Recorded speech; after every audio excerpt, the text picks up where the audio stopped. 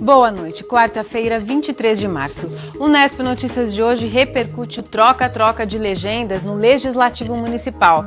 Sobre esse assunto e também sobre o cenário da política nacional, vamos conversar com o professor da Unesp, Maximiliano Vicente.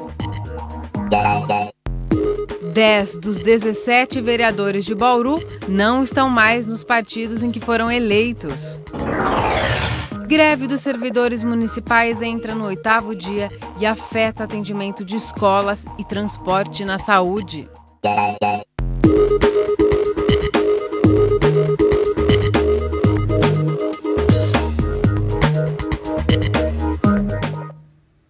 A greve dos servidores municipais entrou no 8º dia e, por enquanto, sem nenhuma previsão de acordo.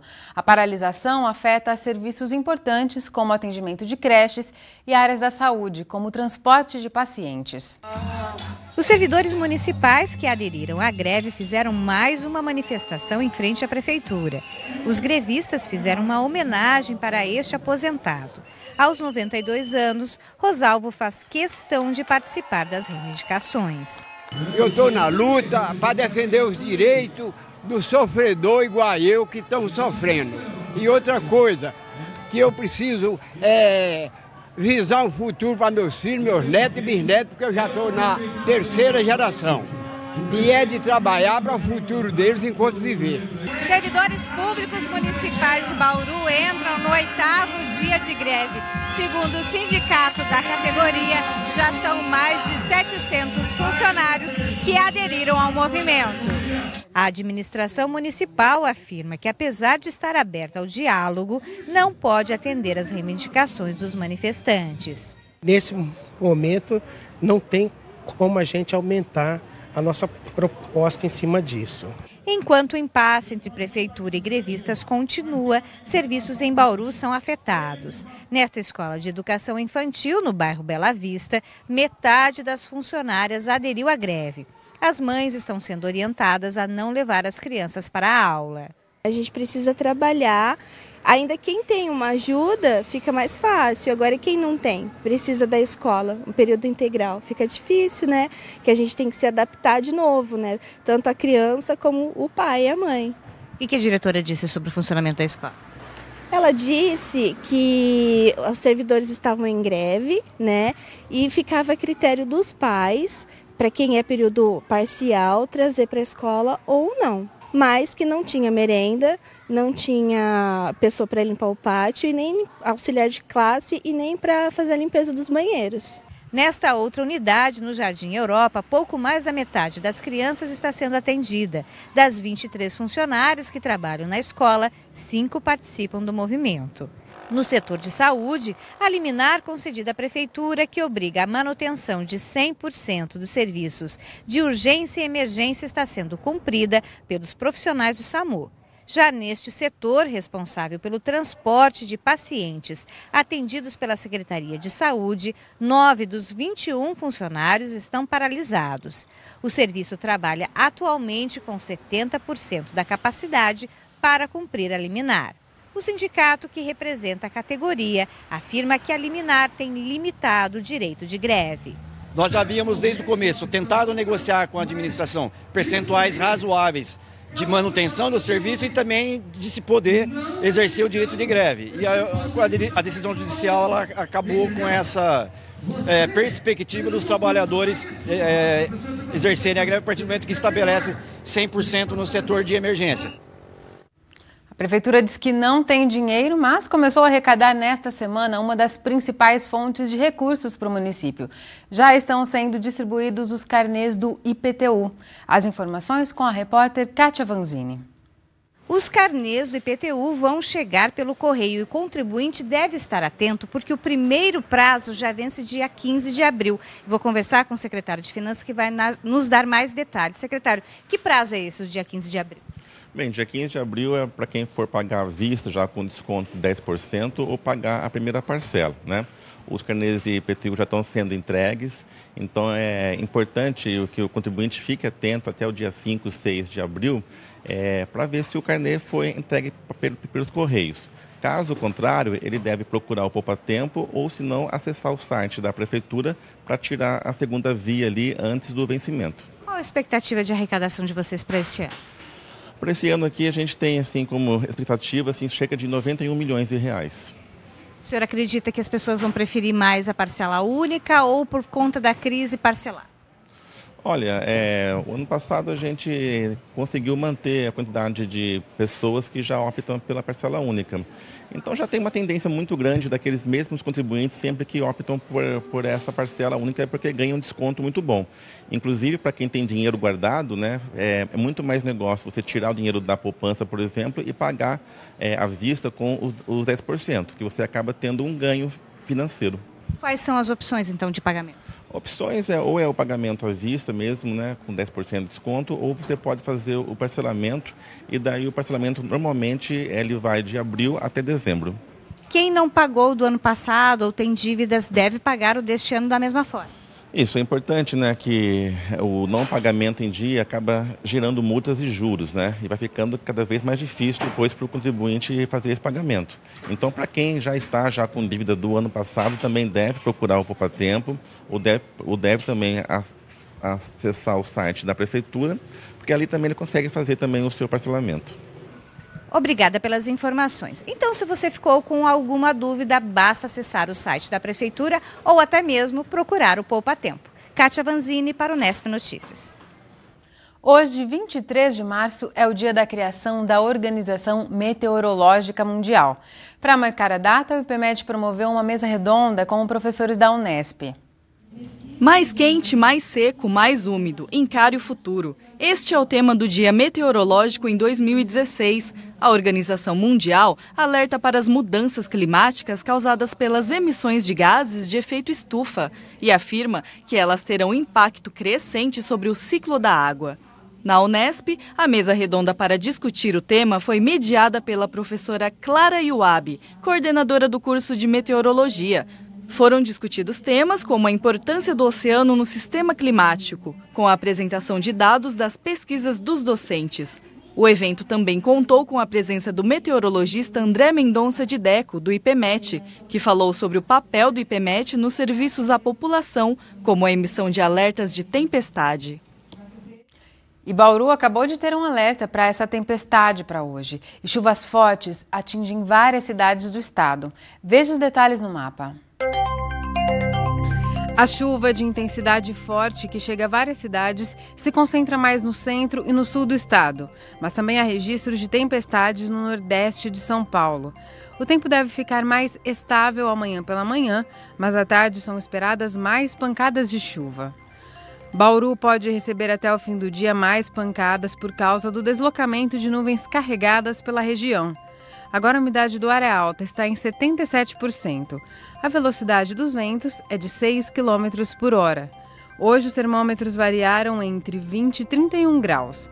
Amanhã a mínima prevista de 20 de novo e a máxima de 32 graus. No próximo bloco vamos falar da troca de cadeiras no Legislativo. 60% dos vereadores de Bauru se desfiliaram dos partidos em que foram eleitos. Daqui a pouco voltamos num instante só. O Departamento de Arquitetura, Urbanismo e Paisagismo e o de Ciências Humanas da Unesp em Bauru lançam hoje o projeto Primeiras Aulas. São aulas públicas que serão realizadas mensalmente no auditório do SESC. As primeiras vão trazer grandes nomes da arquitetura, paisagismo e do urbanismo. O objetivo é que o projeto se estenda também para outras áreas do conhecimento. A ideia é promover discussões e apresentar propostas que contribuam para a elaboração de políticas públicas. A aula de hoje é com o professor Flávio Vilaça, da Faculdade de Arquitetura e Urbanismo da USP, e ele fala sobre história do planejamento urbano e regional. A TV Unesp é parceira do evento e o projeto faz parte das comemorações dos 40 anos da universidade. O assunto agora é política. Acabou no sábado o prazo para os vereadores se desfiliarem dos partidos e concorrerem às eleições numa nova legenda. Agora eles têm até o dia 2 de abril para migrarem para uma nova sigla. Aqui em Bauru, a dança de cadeiras alterou completamente a configuração do Legislativo. 10 dos 17 vereadores não estão mais nos partidos em que foram eleitos. O partido que perdeu o maior número de representantes no Legislativo Municipal foi o PMDB. 3 vereadores deixaram a legenda. A vereadora Thelma Gobi agora faz parte do PDT. O presidente da Câmara, Faria Neto, deixou o PMDB, mas ainda não tem um partido definido. Já o líder do governo, Marquinho da Diversidade, escolheu o PP, assim como Manfrinato, que deixou o PR e agora também faz parte do PP. Apesar da mudança, Marquinho da Diversidade afirma que nada muda na função de líder do governo. A questão da liderança é uma discricionalidade do prefeito municipal, né? Enquanto o prefeito achar por bem que eu continue na liderança, continuarei, né? E quando ele achar que tem outros nomes, como tem outros nomes bastante interessantes que fazem um bom trabalho aqui dentro, também eu não teria nenhum problema em passar a liderança para esse outro colega aqui dentro na Câmara Municipal.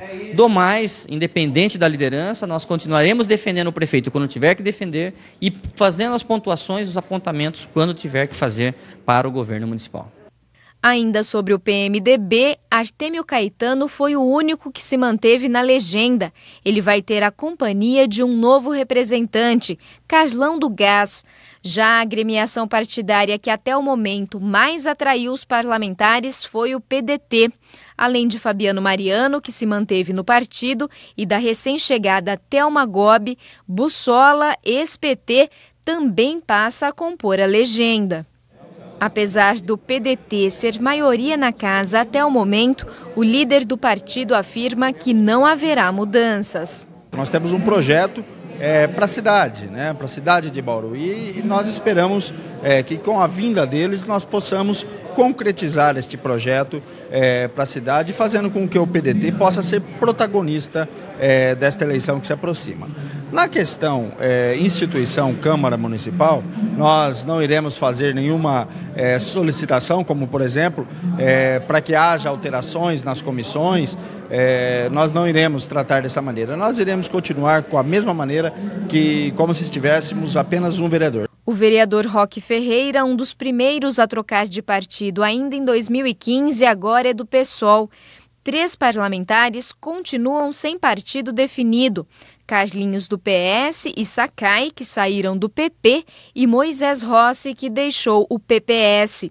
Continuaram nos mesmos partidos em que foram eleitos Lima Júnior e Fernando Mantovani, do PSDB, Natalino da Pousada e Raul Gonçalves, do PV, Paulo Eduardo, do PSB, Artêmio Caetano, do PMDB e Fabiano Mariano, do PDT.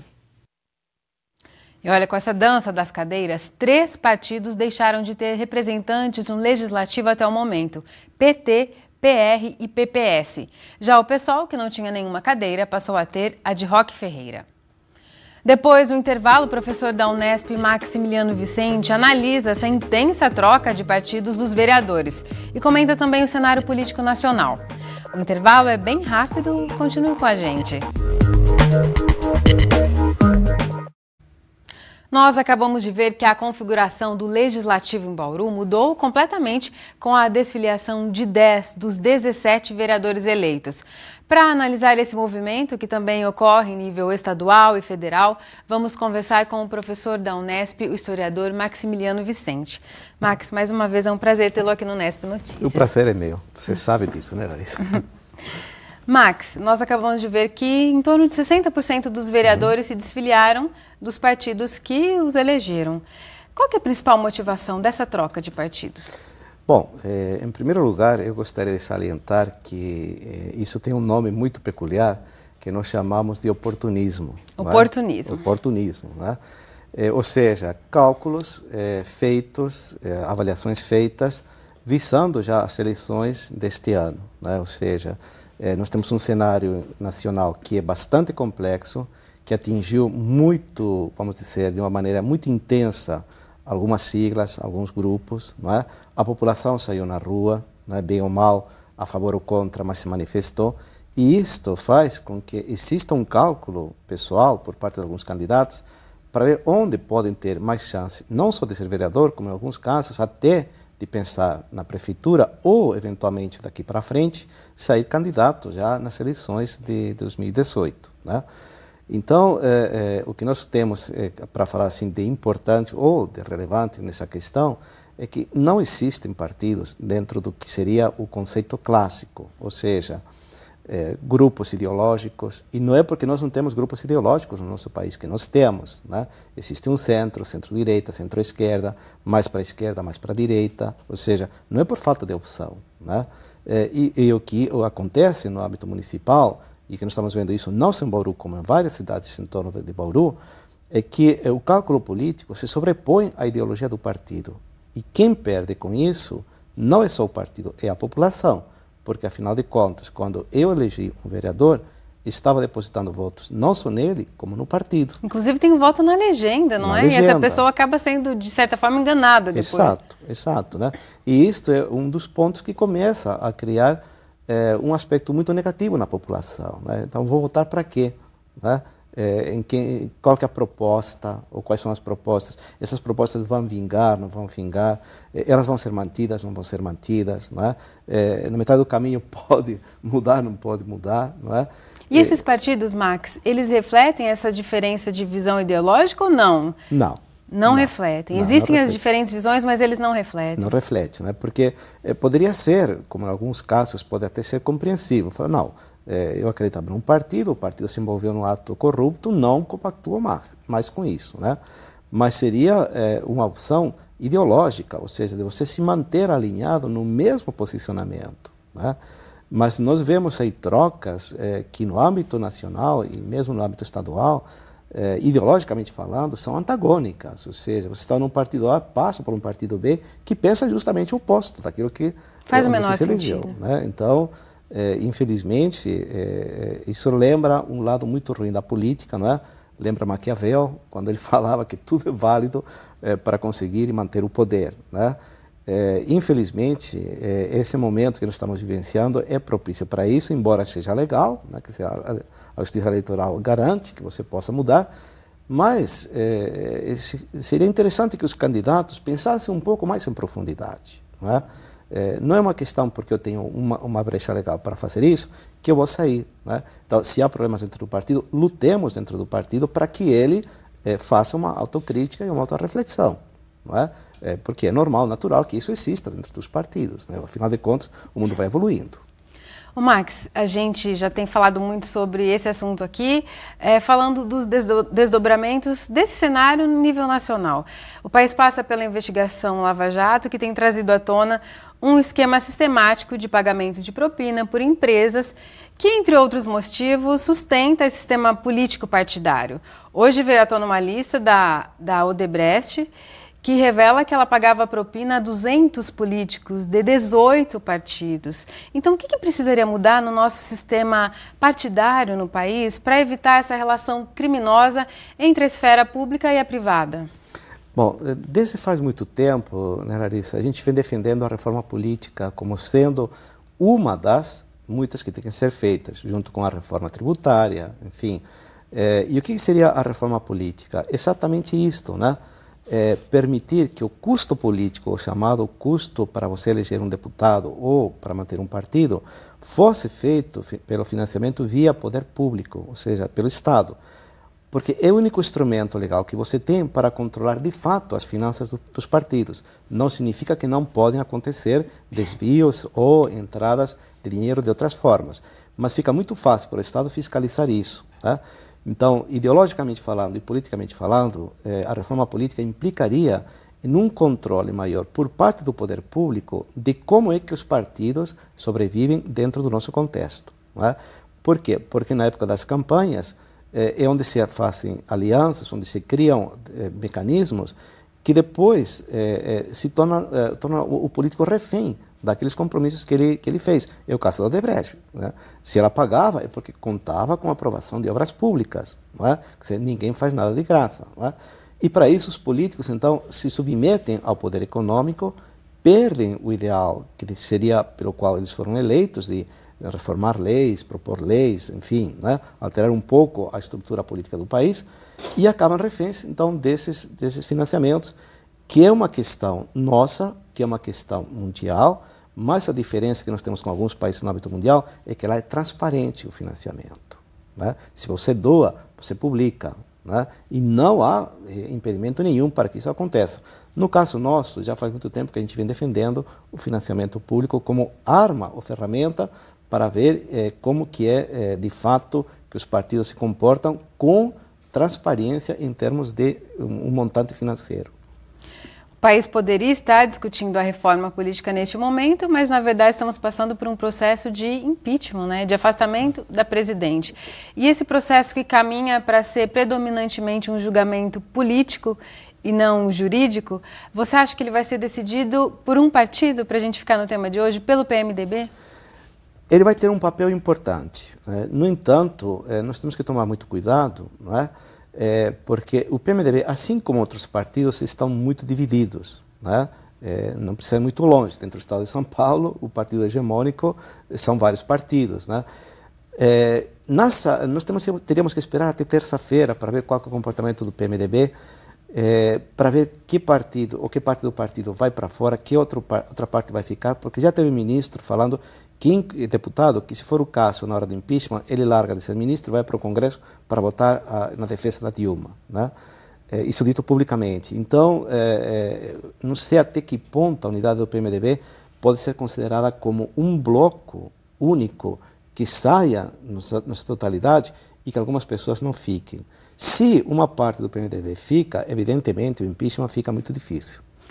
Ele ilustra exatamente um partido que não cabe nessa definição clássica de partido, né? Sim. Ele vai de acordo com quem está no poder, não tem não é homogêneo. Na ciência política já tem esse termo clássico. Quando você fala PMDB, é o partido oportunista que está sempre pronto para ficar próximo do poder, né? É já um conceito cunhado politicamente, tá? Para a gente concluir então, Max, os próximos passos você acredita que vão depender dessa decisão do PMDB na terça-feira? Um dos pontos, sim, seria esse, né? Eu creio que é fundamental. Outros, o andamento das investigações, não é? Ver se as denúncias se concretizam, não é? A situação do Supremo Tribunal Federal. A volta da investigação do Lula para o Supremo pode ter alguma influência? Pode, no sentido de que o que foi feito até agora ficou claramente que é ilegal. Ou seja, muitos dos procedimentos foram ilegais. E com isto, quem ganha voz é a legalidade. Tá? Então, evidentemente, isso pode repercutir e trazer benefícios para o PT. Tá certo, professor. Mais uma vez, muito obrigada por aprofundar essa discussão. É um prazer. Toda vez que precisar, estamos disponíveis. O Nesp Notícias fica por aqui. A gente volta a se encontrar amanhã, às 6h30 da noite, ao vivo. Tchau!